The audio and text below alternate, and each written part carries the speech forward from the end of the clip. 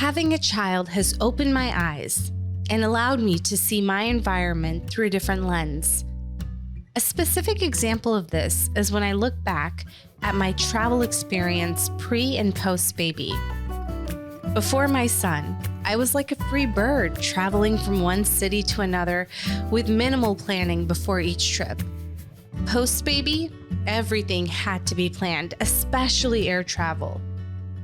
On each flight with my son, I usually carry a stroller, an oversized diaper bag, a big thermos of milk, a travel pillow, and my personal bag.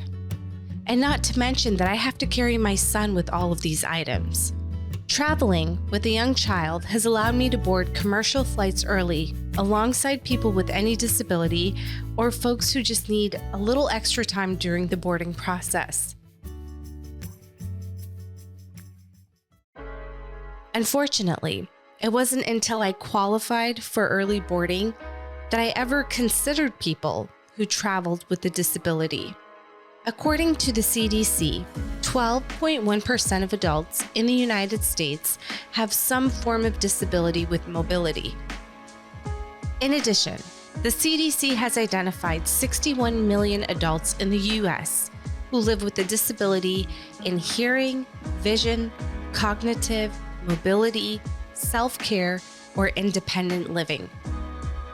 With air travel on the rise, how inclusive flying is for people with disabilities, and how are the airlines accommodating this growing demographic of travelers? Before we speak to experts in the fields, I'd like to share a few facts about the history of air travel and accessibility to the disabled population. In the early years of commercial air travel, between 1920 to 1940s, there was minimal accommodations for people with disability. Airplanes were small and lacked the infrastructure to cater to passengers with mobility challenges or other disabilities. This changed during World War II as advancements in aviation technology and the experiences of injured veterans increased awareness of the need for disability accommodations in air travel. Some military transport planes were modified to accommodate wounded soldiers. After World War II, with the return of veterans with disabilities, there was a growing awareness of the need to make public spaces, including airports and airplanes, more accessible. However, progress was slow. In 1973, Section 504 of the Rehabilitation Act was passed. This landmark legislation in the United States prohibited discrimination based on disability in federal-funded programs and activities, and this included air travel. It was a significant step forward for disability rights. In 1986, the Air Carrier Access Act was passed to ensure that people with disabilities have equal access to air transportation services. It prohibited discrimination by commercial airlines against passengers with disabilities and required air carriers to provide necessary accommodations and services.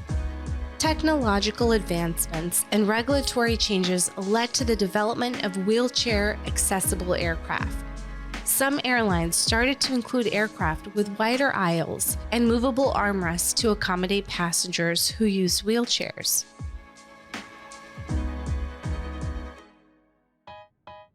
Airlines and airports continue to invest in accessibility measures and resources for passengers with disability. This includes providing specialized assistance during boarding and deplaning, offering accessible restrooms, and ensuring that service animals are accommodated. In this episode of Uplink, Michael and I sit down with 3 experts to understand the subject better.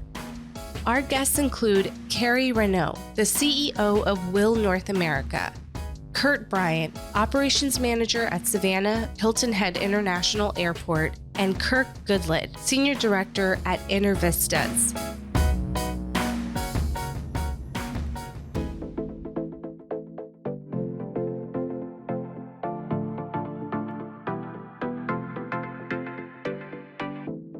Welcome to Uplink. The aviation dialogue starts here. I'm Shasta Ways. And I'm Michael Wiles. Thank you for joining us.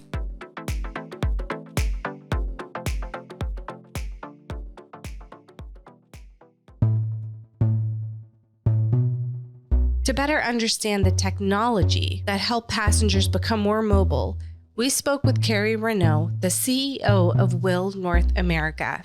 Well, I've got about 17 years experience now in working with, initially with individual traveling customers requiring mobility assistance at their point of destination. So we really started as a rental company, providing units, mobility devices at traveling customers' point of destination.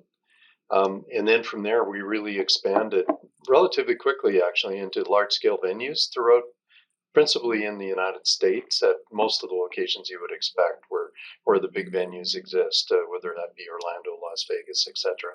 We actually got into providing services to the airlines on repair and service for airline passenger equipment, that particularly mobility equipment that was damaged in transit. And so that enabled us to really kind of connect some of the dots in creating a more uniform platform right across North America. We were acquired by WHILL, who were really focused, not only on producing and manufacturing mobility equipment of a very unique and specific type, but also very, very involved in new technology and introducing new technology into that aspect of the industry. So really what's happened now is we've all come together and we're really focused now, not only in North America, but worldwide, in providing a higher level of mobility assistance for, our aging population throughout the world. Could you provide an overview of some of the top level features and design elements that the WHILL powered chairs provide that make them suitable for addressing airport mobility issues? The initial product that we've introduced is got a proprietary uniwheel on the device that enables it to turn the circumference, and just the general navigation of those units is superior to anything else on the market. The very unique and individual industrial design, just the look and feel of the units themselves, they look very contemporary. And I think what we're prideful of is that we've really taken what used to be, I think, more of an industrial medical type of approach to industrial design in our industry, and really taken it to another level where, these units look like something that, you'd be excited about navigating.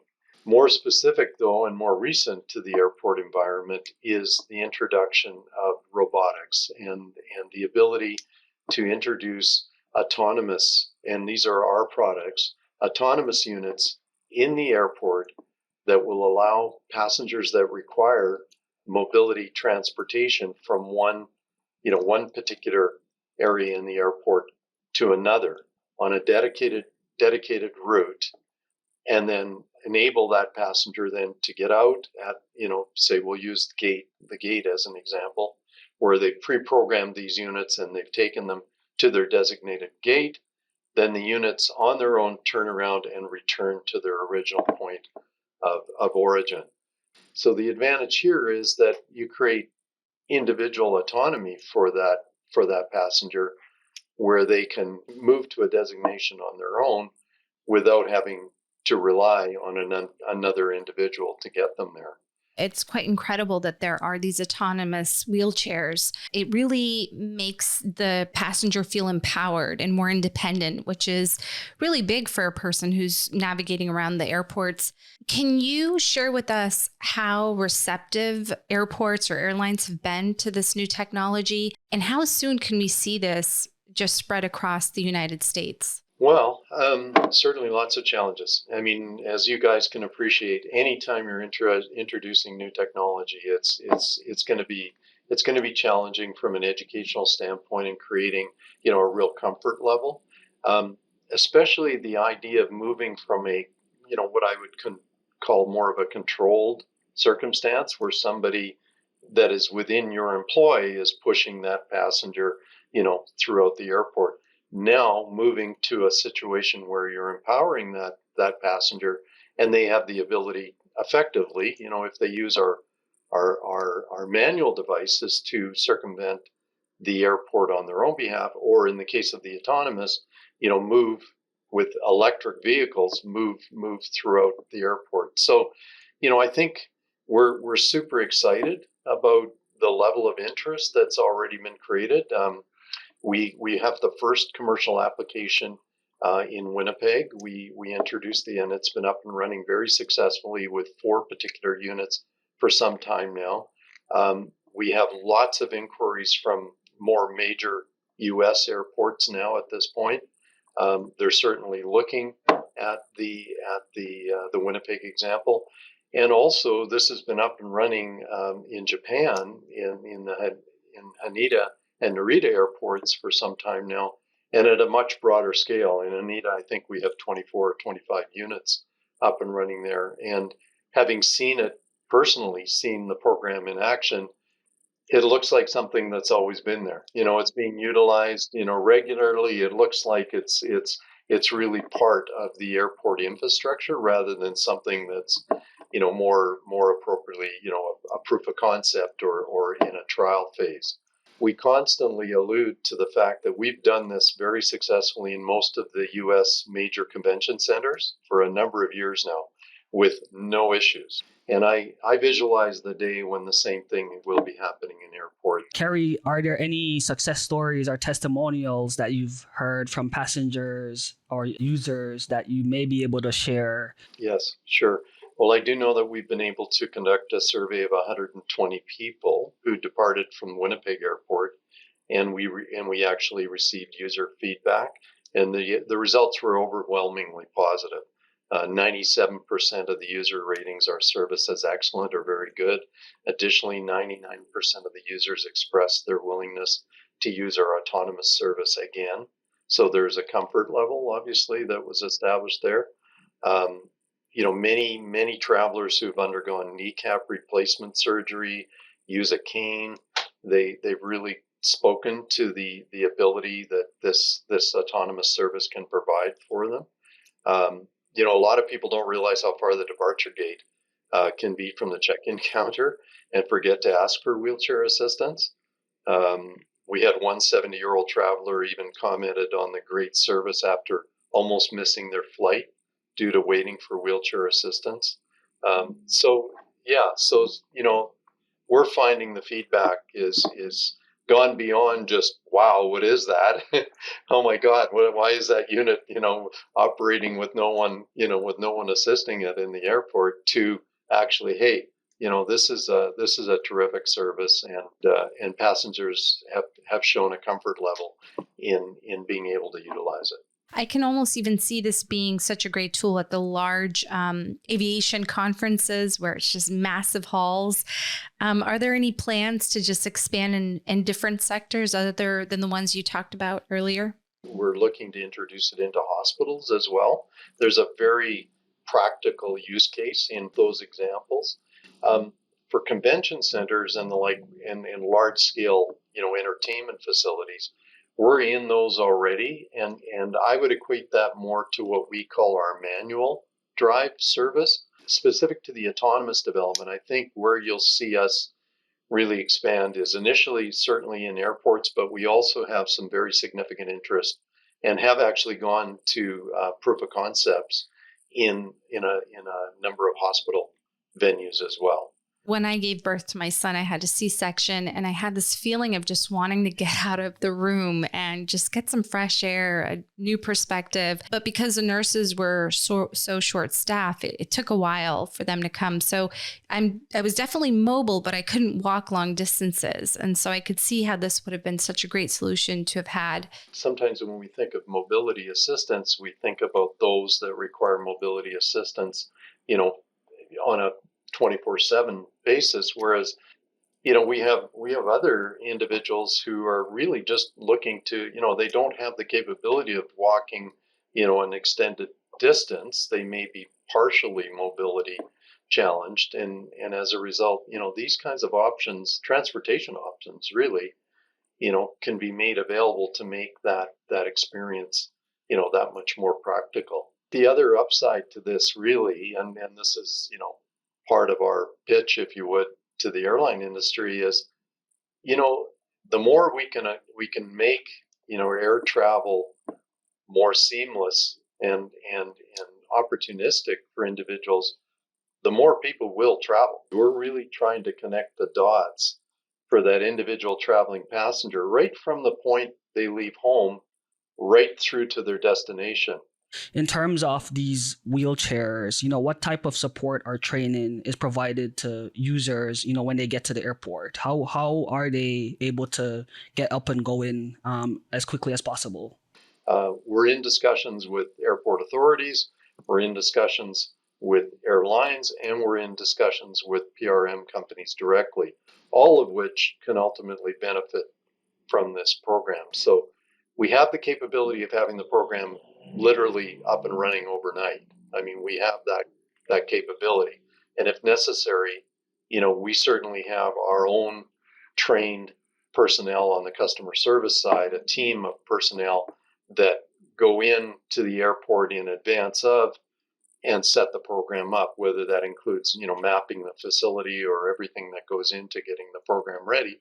And then where appropriate, providing all of the related training information and materials, and even if required, staying on site for an extended period of time to ensure that those facilities are comfortable. You recently announced that you moved into the Savannah International Airport to provide service. Could you talk a little bit about that partnership and what that means for the growth of the company? First of all, good on Savannah. I mean, they jumped into this, and we've heard this from the Savannah folks. I'm not just saying that it's really been an effective and exciting innovation within the airport. Now, specifically, that program is what I would call the manual drive system. So we've taken, our existing products, our C2s, and basically turned those over to Savannah Airport personnel who are actually managing the program. So that's a case where they're providing them to individual passengers, and passengers are, off they go, utilizing these units within the airport, basically on their own volition.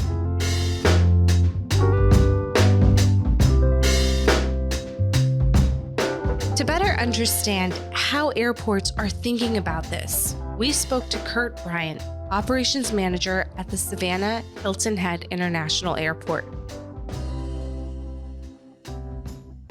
With over 3.5 million passengers traveling through your airport, which is Savannah Hilton Head International Airport in Georgia, what specific accommodations or services does the airport provide to assist wheelchair and powered chair users? Well, our industry is obliged to assist customers with disabilities. For those that don't know, there's some great research you can do by just going online. The Department of Transportation has a CFR, a Code of Federal Regulations, which is 14 CFR Part 382. And that's the Code of Federal Regulation that really dictates to commercial carriers what amenities and what things they have to do for customers with disabilities in the travel experience. So the Department of Transportation covers what I call curb to cabin. So, from the time somebody pulls up to a curb for a check-in, they can ask for assistance even to get out of their car. A lot of people don't know that. Now, quite frequently in the traveling community, customers will, with different levels of disabilities, they know that, when they go shopping, that they can park their car and there might be some disability parking spaces. So, of course, our parking decks, accommodate that. But what people with disabilities always want to know is that they have options. And that is, I think, the biggest piece for us in commercial aviation is really managing customers' expectations. And when I say that is, what can customers really expect to have done? And that is a really heightened level of assistance that's available to them for the entire travel ribbon, that curb to cabin experience. So you say, what do we do? Well, as an airport, what we do is, make sure that our facilities, the gifts, the shops and surfaces, that everything is set up to be able to accommodate anybody with the disability, and those are the basic things through the Americans Disabilities Act. So we don't need to necessarily talk about our airports in America. Do they have bathroom stalls that can accommodate a disability? I think in our fabulous country, that you're going to be able to you're going to be able to find those things, right? But then the question is, well, specific to an airport in commercial aviation, what ends up happening? So we're a very unique airport in that, well, let me take a step back.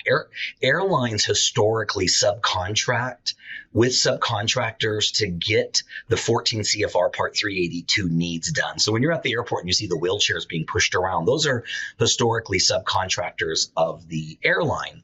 We're a unique airport whereby we are the contractor for all the airlines. We actually have a consortium, so we want to make sure that we give the absolute best customer service possible.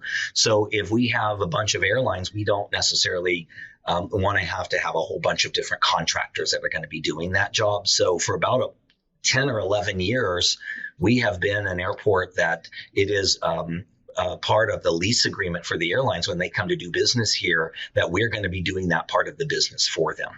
Now, what's interesting that people don't know is a foreign carrier flying into an American airport, they're required also to provide the same kind of services. And those services are not only at the airport, but on board the aircraft based on aircraft size. What kind of restroom facilities are available based on aircraft size. There's an onboard wheelchair for a customer that is completely immobile on this long flight, that needs to use the restroom. So it's very, very clearly spelled out. So I had a son 3 years ago, and at the time I was living in Dubai. So I was traveling very far distances to come and visit family in America. And I just remember the anxiety that I would have as a new mom going to the airport. I also had a C-section, so it was very hard for me to be mobile and hold my son. How are you guys thinking about new mothers? Are you guys thinking about them? Yeah, and that's a really good question because I always say, that my passion is really about managing customers' expectations and educating, which is kind of what you guys are helping to do, right? So we need to define then, in the world of disability, we have to define, and I do this when I train, what is a disability? So it's really very broad net that you throw out, because the definition of the disability is it's temporary or permanent. It can be mental or physical, right? So in that case, you're talking about a mother who has had a C-section, doesn't ever think about themselves as somebody that is protected under something that has to do with disabilities. But in this case, absolutely, you have every right then to say, I'm going to need some help at the airport. Walking that long distance, I will maybe need some support and assistance. Your basic wheelchair request is called the WCHR. The R stands for regular. That wheelchair request is anyone that needs assistance with distance. Like, I just need some help. The Department of Transportation doesn't look at it like that person needs to be sitting in a wheelchair, because that's why part of what you'll see in an airport are those golf carts driving around. The purpose of them is for you to be able to use.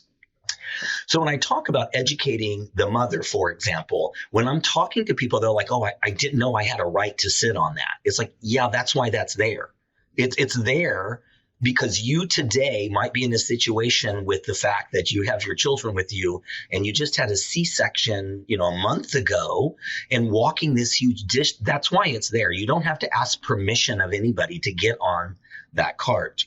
The next one is called the WCHS. That means I struggle with steps and slopes. I can't go up and down stairs, and slopes like a boarding jet bridge based on the aircraft type and size might be a steep slope.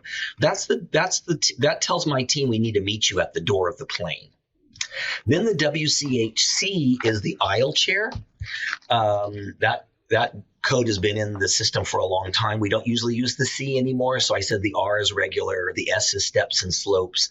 The C is what we call the carry-on, carry-off. We don't use that term anymore because it sounds kind of derogatory, like I'm going to pick somebody up, right? So we call it the aisle chair, but the code's probably been around since the 1950s, so it is what it is.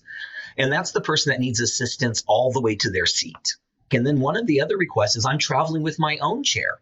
If you click on that button, the airline wants to know what kind of chair, how much it weighs, because, airplanes, as you guys know, are about weight and balance and centers of gravity. And, a custom chair could weigh 500 pounds. And how do they get it loaded on the plane and stuff? The airlines even are so aware of the fact that these assistive devices, like your own personal chair, that they and their hubs will usually have special teams of people based on the fact that these codes are in the reservation. They'll meet the plane. I know in the large airline hubs, they'll usually have teams that will come and meet the plane to transfer your chair to the next flight, because they want a special group of people trained to handle this very delicate instrument. Right. So it gets down to a very, very granular level. But the only way people know of it, Shasta, is because you ask the question. You can go online to the Department of Transportation and get the Airline Passengers with Disability Bill of Rights. The important thing to point out is the fact that people will say, yeah, but I'm not disabled. I'm not in that category, right? This is the education, Shasta, to talk about the fact that a disability is temporary, permanent, mental, or physical. When you work in the environment that we work in, you realize that you don't really want to ever judge. You don't know what somebody is dealing with and going through, whether it's a new mom or a mom with children and have just had a C-section, or somebody that has a panic disorder. We want to make sure that we accommodate everything, but it's also important for people themselves to understand that they have these rights and that these regulations exist. Recently your airport announced a partnership with WHILL. And I'm curious, how does your airport collaborate with airlines or specific power chair providers to solve these mobility issues that we're talking about? The thing that we always have in our mind is when you are needing assistance, or if you're disabled, the number one thing you want are A, options, and B, you want to be as independent as possible. Right. If you have a focus group, you talk to people with disabilities, they just want to be independent. This idea of creating independence for somebody instead of them having to have another person push them, which is when we do studies, people feel like they're a burden on others. They feel like they have to rely on others. So there is that element of trying to take that away. So this initiative that we've kicked off here, I'm happy to say, is the first. There's no airport that has done this yet. Part of 14 CFR Part 382 requires that airlines give what's called a wellness check every 30 minutes for customers that are sitting in an airport provided chair or the airline provided chair, right? I mean, let's look at it that way. The airline, you're now an airline customer, and who cares who owns the chair? If you're sitting in that chair, the airline is supposed to check on you every 30 minutes. To see if you need to use the restroom. Some airlines enhance that because they want to, say that they're the airline that wants to be more providing to customers with disabilities. But the bottom line is, there is this idea that the customer is not independent. So when they're sitting in the power chair, they get to on their own go and use, the facilities. Now, I'm not a wheelchair user, but for about a month, I had this chair and sat in it and drove it around the airport. To put myself in that position. And I went into the disability restroom facilities and the stall and turned in circles and went up to the sink and went through every single shop and services we have. When I wanted to go to get, some lunch out on the terminal, I took the chair with me to experience that. And I was really very proud of our country, to be honest with you, that, I have an international background as well and have been an airline general manager and manager in different places. And, I would go up to where I go every day to the Burger King in the terminal. And suddenly I'm in the chair and, they just naturally hand me the keypad down where I would normally put my card.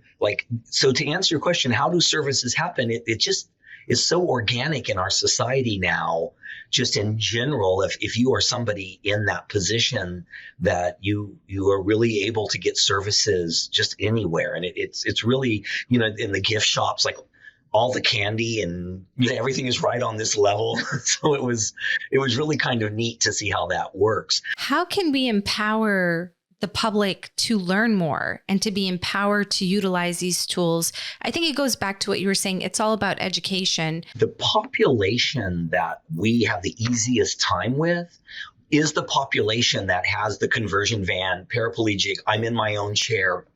They're the subject matter experts. So yeah, the cities do have organizations and communities. What we're talking about more than anything that we have a hard time communicating about is the person that doesn't see themselves as disabled. They don't know that these services exist. The elderly person, the person, as Michael mentioned, that you've now had a surgery, it's that temporary kind of disability, the mom with the cesarean. It's why I'm so excited to be on this podcast, you guys, because this is the answer. We have to be able to have that conversation and fill that in. And, talking about you've learned a lot as a pilot. I retired after 28 years from one of the legacy carriers in customer service. And I'm amazed at how many employees just don't even know how all of this really works, right? They know that there's requirements, but then the airlines have also subcontracted it out to vendors. So it's like, those people, I don't know, we've hired them to do that. I'm going to step out on a limb and say, the air carriers could probably do a better job training, their employees as well. I always say that, I kind of just have this fantasy. It's like I could go to all the airlines when they do pilot training and kind of talk about these things. The number one that we get most frequently as a disappointment or a complaint is the customer will step off the door of the aircraft and they want to know where their wheelchair is. And I will say, well, you ordered the wheelchair for just distance. So it's not down here at the door of the plane. It's up at the top where the jet bridge is. And then the customer will say, well, I didn't know that. And then it's a very delicate conversation to say, yeah, but you're the one that selected which one you wanted. And so I'm talking to flight attendants and they don't even know. The bottom line is we want people to feel comfortable traveling, and we want people to understand that they should feel comfortable and not feel like it's an obligation. They should be able to get to the family reunion just like everybody else. We all know that people just don't want to sit at home anymore with their arthritis, right? We're going to get our knees replaced and we're going to go, and we want to be able to buy a ticket and go fly on an airplane. That's what this is about. And we've got to be on the forefront of all of that. And I appreciate so much you guys helping to share that message, because there's nothing more freeing, as you guys know, as pilots, than being up there in the sky and going to a fun new destination and seeing the world. Kirk Goodlett, Senior Director at InterVistas, specializes in strategic planning, border facilitation, biometric technologies, and the future of mobility, and helping organizations identify and remove barriers to equal access. Kirk helps us better understand passenger mobility. One of your responsibilities is to oversee the future of mobility and helping organizations identify and remove barriers for equal access. Based on your experience, what are the most common mobility challenges that wheelchair and powered chair customers encounter at airports? Yeah, it's a really good question. And when we talk about challenges, I prefer to talk about them in terms of barriers. And so it's really important to keep that in mind, that we're not necessarily talking about challenges, but rather barriers in our environments. And for me, it's important to categorize these barriers into 5 broad categories. And those categories that we look at are technological, they're systemic, they're information and communication related barriers, there's attitudinal barriers, which really refers to attitudes typically mitigated by training and awareness. And then finally, the 5th barrier is a built or physical environment. And so when you're talking about mobility challenges or people with reduced mobility, we're often talking about the built and physical environment. And that's where our environments are designed and constructed to suit the needs of some, but not all. And so I really prefer to look at the world in terms of barriers instead of focusing on the disability itself. Some of the most common for people with reduced mobilities at airports are really involving limited capacity for vertical circulation. And so what I mean by that is today you can go to airport terminals and you can see that some elevators are far too small or there are far too few elevators. Obviously, when we talk about moving from one level to another, that's really important to keep in mind and to design terminals and facilities that really help move people efficiently and comfortably from one level to another. Another thing that I often see another barrier is a lot of terminals love carpet. A lot of airports love to put carpet everywhere, and I know it can often be it can quiet the terminal when you've got your rollerboard, suitcases, and carry-on. You've got all the things that you drag through terminals, and on tile that can be sometimes quite loud. But carpet is really, really challenging for people with reduced mobility for a number of reasons, not least of which is if you've ever used a manual powered wheelchair or mobility aid, to push yourself in a wheelchair on carpeted flooring is a very, very difficult thing to do. And if you're a caregiver, for example, it can be challenging as well. And so those are two just really the things that I notice very often. So vertical circulation and then the dreaded carpet in terminals. I've started to notice a lot more when I'm at the airport. And I couldn't agree with you more. I was just recently at San Jose International Airport and out in California, and there was a lot of carpet. And there I was pushing the stroller and dragging my my luggage. And, I didn't realize how much work went into that until just now when you brought it up. And I thought, yes, that's true. And even with the stroller, just being able to go down in the elevators, there's typically a line, or the elevator's super slow and small, which my son doesn't like small places. So there is so much more that I'm starting to notice. And I'm so glad that you guys are doing this work, because it could really change the way that we travel. Yeah, thank you. So just to put some statistics around what we're talking about, globally, 1 in 6 people have a disability, according to the United Nations and World Health Organization. So that's about 15% of the global population. And when you look at the ways in which our populations are aging, the baby boomers are getting older, all of that translates into a greater demand on our infrastructure and our terminal spaces. And so what I often talk to clients about is we're terrible at predicting the future in so many ways, but demography is pretty good. It's pretty clear. We know the direction in which demography is going for the most part. And so that's what we need to use to really help shape our understanding of the future of mobility. So you shared, specific examples of obstacles that, block wheelchair and power chair users. In terms of solutions and practices that you think could be implemented, can you speak to any that come to mind? When I think of innovative solutions, or even the word innovation, which I think so often is overused, there's the technological side of innovation. How can we use a technology or implement a technology to make life easier?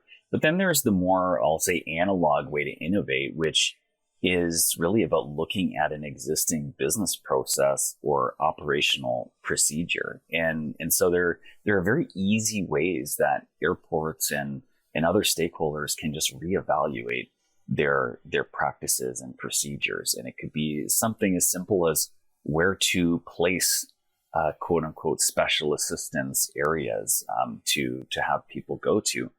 On the technological side, we've started to see the introduction of autonomous wheelchairs, which has been started in Narita in Japan, but we're starting to see it in North America as well, on this side of the ocean.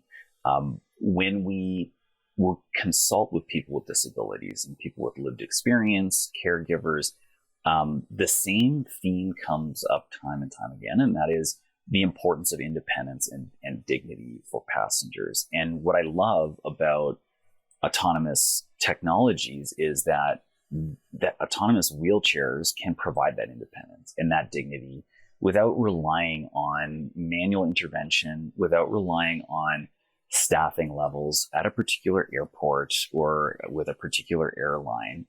And so I often look at those two examples of Narita, closer to where I live in Winnipeg, Canada, where I believe it was the first airport in North America to implement autonomous wheelchair technology.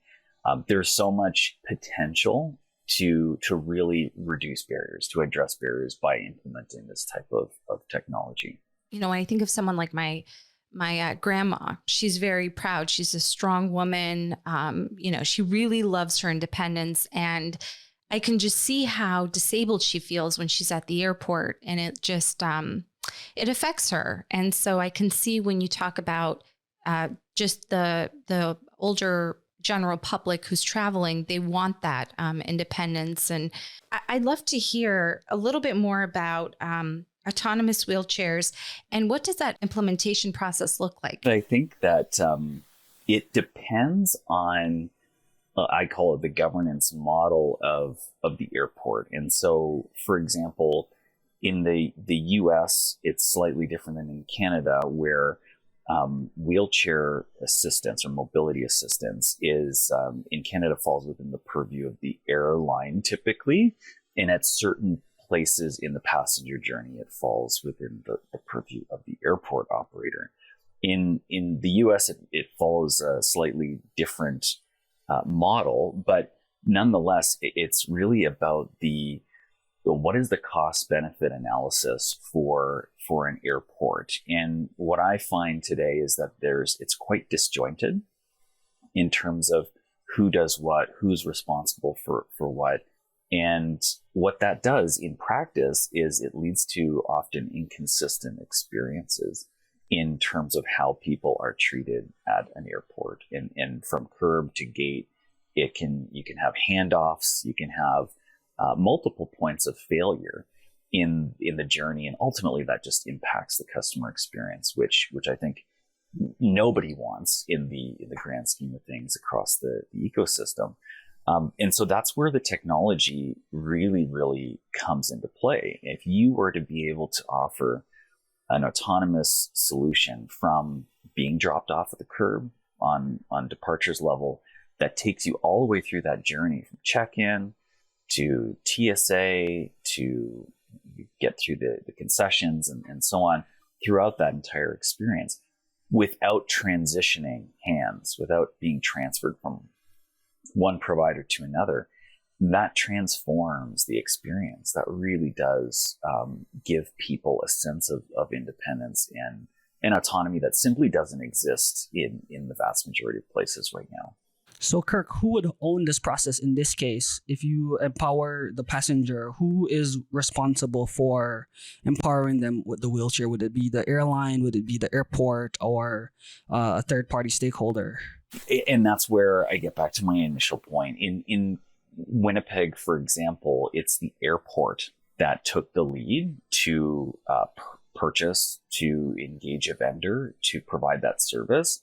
Obviously, it's because we live in an ecosystem of co-managed experience. There's a lot of stakeholder collaboration and participation, and the airlines are a key part of that. But the airport in that particular case, they run the program. Most passengers, their interface with air travel is through the airlines. So how would a passenger go about navigating, securing a wheelchair? In that case, it's again, if an airport wants to take on this role, it would be via its website, through the website, booking a service, or in some cases, just first come, first serve, and having them near a particular airline or at the check-in area in the terminal. I travel a lot, and every time I see that there's some reconstruction at airports or, things are definitely improving. And I'm sure to do any reconstruction on airports, it's quite a process. It's not something that they just wake up. I'm sure the plans are developed and things are really thought through. Are there any best practices or guidelines that you would recommend for, airports, professionals, anyone really in the industry to understand this better? Consult, I think is a good practice in general. It's so important to speak with, listen to, and heed feedback from people with disabilities and lived experience. And it goes back to this principle of nothing about us without us. You want to make sure that their perspective, their lived experience, their knowledge is completely integrated into how you plan for the future of your facilities and services. I think sometimes sometimes airports think that they know how to solve problems, and airports are great at mitigating risk and developing contingency plans and working with regulators and so on. However, when it comes to barriers and understanding how to overcome these barriers, listening to the community is fundamentally important.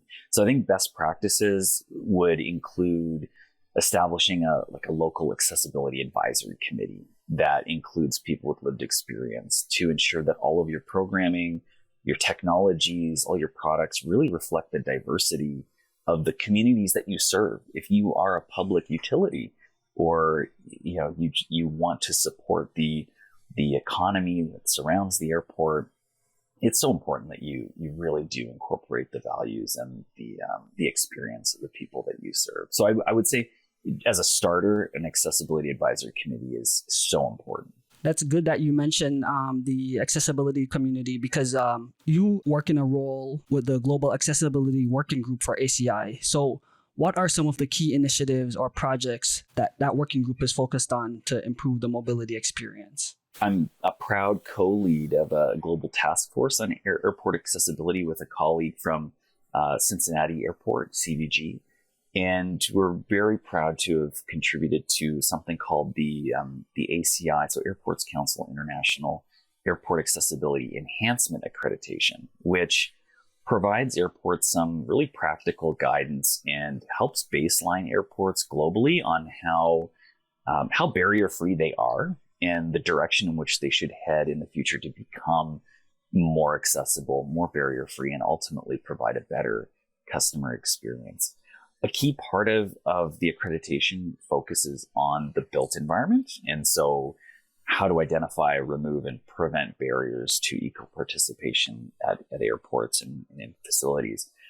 As I mentioned before, by understanding what barriers exist at an airport, we can start to focus on how to remove them. And I think that's so important, because if you don't know what the barriers are, you won't know how to identify them, and therefore you won't be able to remove them or remediate them. So ultimately, we can start to focus on how to remove them so that people with reduced mobility and people with disabilities have just a much better passenger experience. I always kind of take it back to the moms that are traveling. We don't necessarily think of us as disabled, but it is quite a process traveling with children. And you're talking about global accessibility and barriers.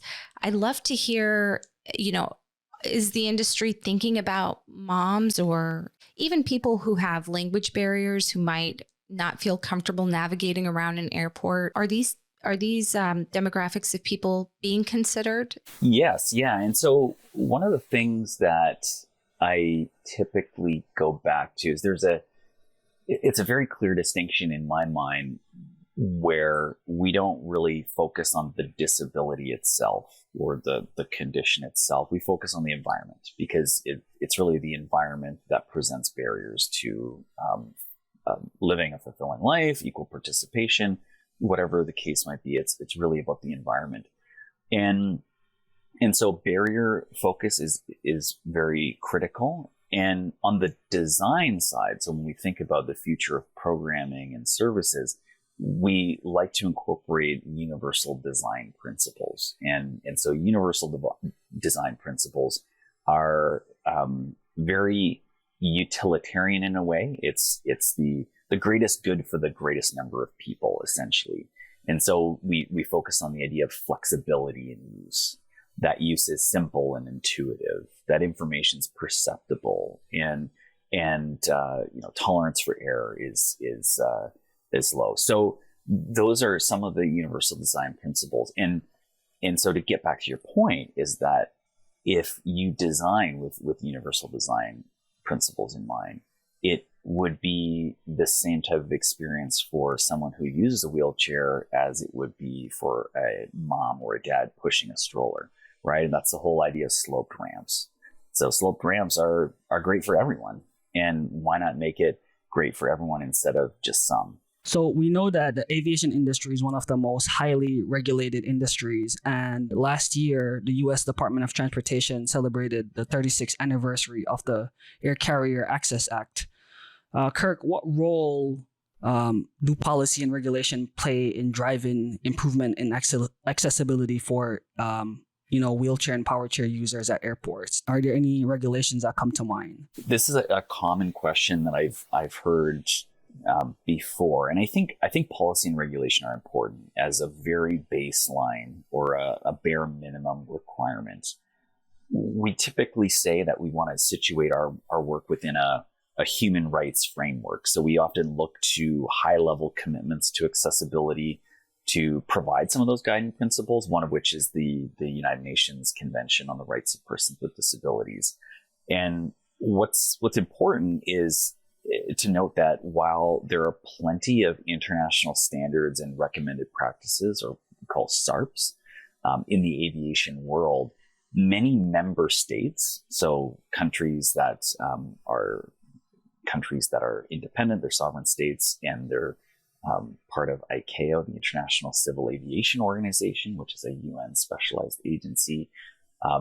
Many of these member states haven't adopted protections or regulations that speak to accessibility specifically. So, and not to point out any particular state, but it's important to note that there is a tremendous amount of inconsistency globally on how to deliver accessible services, and that's where the ACI World Accessibility Accreditation that I spoke about just a moment ago is so important, because it provides some form of guidance to states that are what I would say less mature in this sense.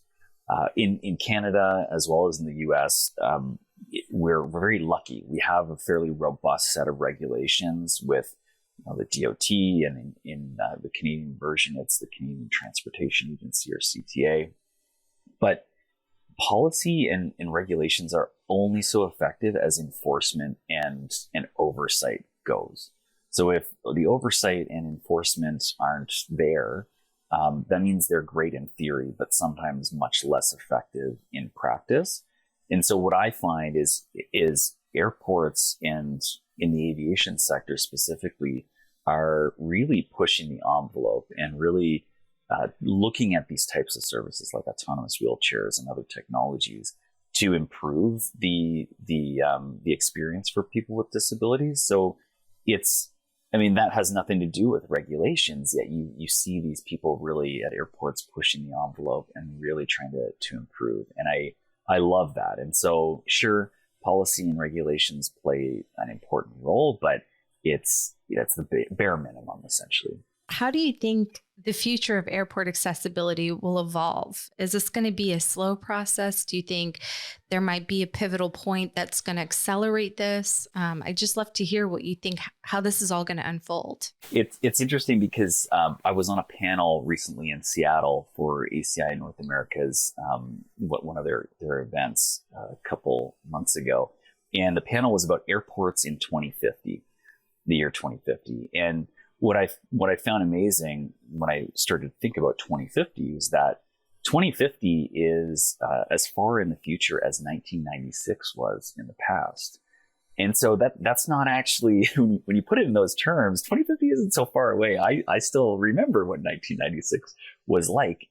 But you're right. I think the pace at which technology is evolving means that our infrastructure will largely remain the same. You're still going to go through the same types of building envelopes that many airports have to work with today. But it's really the technology that will, I think, really expedite the change and experience here. So autonomous technologies give us a good glimpse of what's to come. I think there are a couple.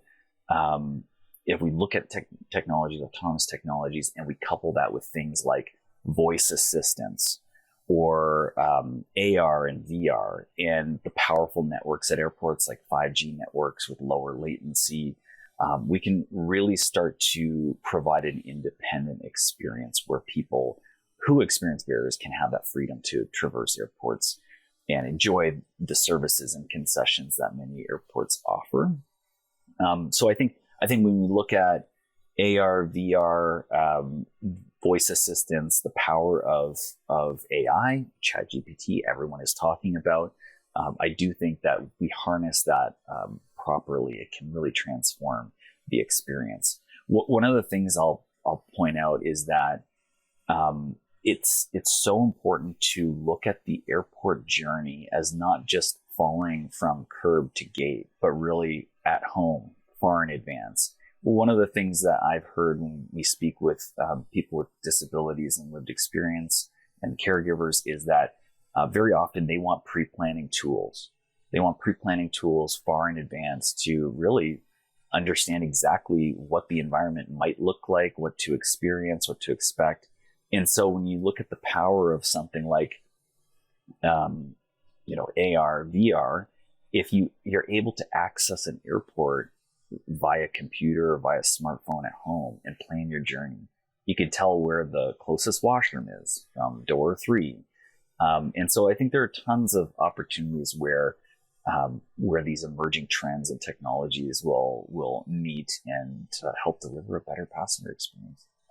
Have you thought about eVTOLs, electric vertical takeoff and landing vehicles, and how you can incorporate accessibility as it's emerging and growing at this moment? Yes. Yeah, actually, that's a really good question, because I think when we look at the current state of mobility, particularly for individuals who might use a larger mobility aid or a spillable battery, there are aircraft in existence today in fleets that they can't accommodate certain size chairs or mobility aids. And so when we look at the power in the future of urban air mobility and advanced air mobility, this is an opportunity to really personalize the experience of travel. And so, yeah, it's a fantastic point. And I'm hoping that as manufacturers like Archer and all of these other new entrants into the game of eVTOLs and advanced air mobility,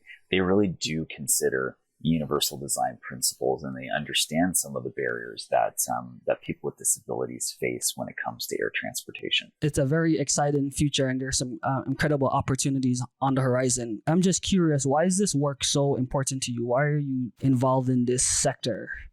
So on a personal side, I'm a parent advocate. I'm a father to a son with a disability, and I as a caregiver, as a parent, you want the absolute best for your children. And in my case, I do see barriers from personal and professional side of what I do. I really do believe in the future barrier-free transportation system. I believe that it is possible with the right collaboration, awareness, and support of everyone in the ecosystem. And for me, it's something that I'm so passionate about, and I really want to drive change. Wow, that's really beautiful. I think Michael and we've learned so much from you. And so thank you for all that you do, and thank you for making the time today. Thank you. It's my pleasure. Thanks for having me, and I appreciate the discussion. Well, that is it for this week. Thank you all so much for joining us on Uplink, and we look forward to doing this again next week. Take care.